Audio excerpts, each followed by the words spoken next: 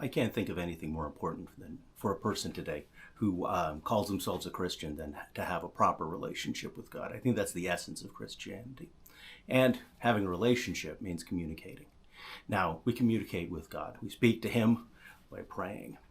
But He speaks to us through His Word, which is why it's so important to be able to understand the Bible when you're reading it, so that you can read it on a regular basis.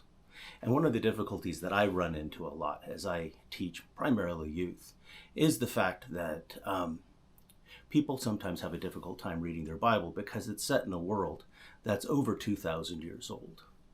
And as a result, there are a great many word pictures that you find in the scriptures that people are not familiar with.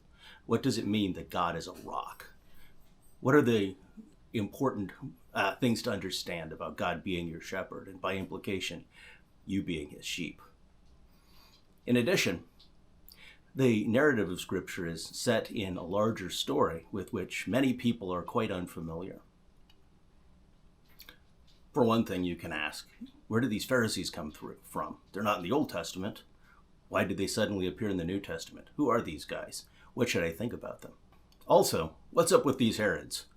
I mean, there's this one that wants to try to kill Jesus when he's a baby. He goes down to Egypt and he dies. But then there's a Herod trying to kill John the Baptist, and a Herod that talks to Pilate when he's about to have Jesus executed. And what about the one that puts James, the brother of John, to death? What's with all these Herods?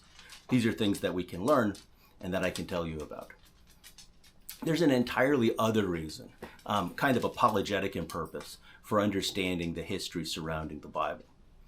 You see, it has to do with your worldview.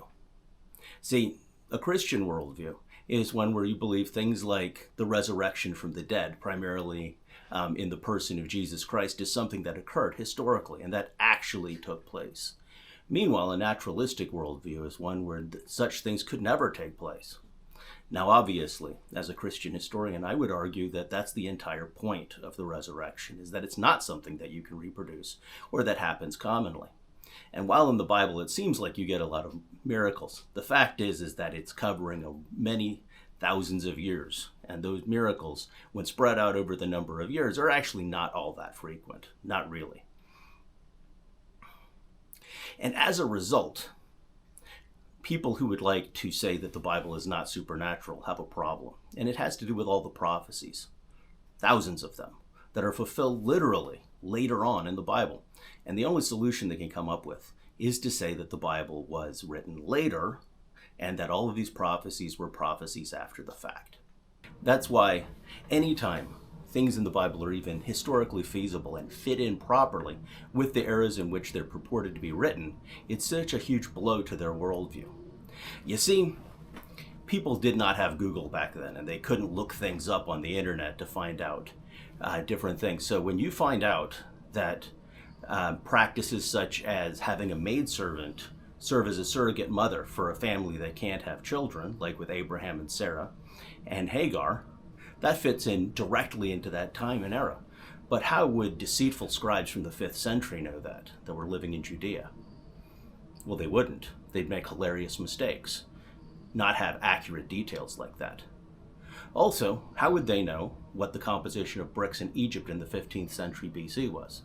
Well, they wouldn't. They would make hilarious errors, and you'd be able to find them anytime you looked.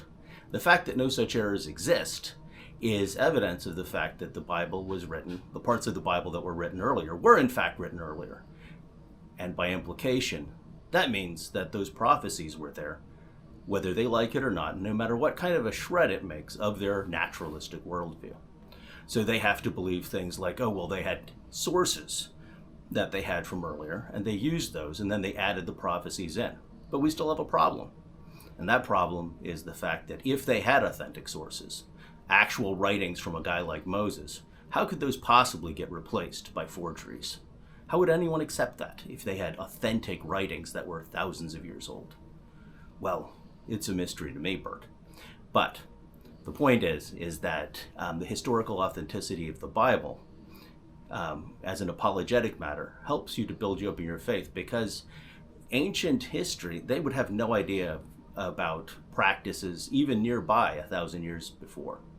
It's kind of the same problem that people have today understanding the Bible, only we have a lot more information than they did. Well, I hope you were blessed and built up by my series on biblical history. If you like this sort of content, I would encourage you to bless me by liking and subscribing and hitting the notification button. If you like this sort of thing, I also have a book out called A Helpful Handbook of Hebrew History. It's available for WisePath Books at Amazon.com. Links in the description below.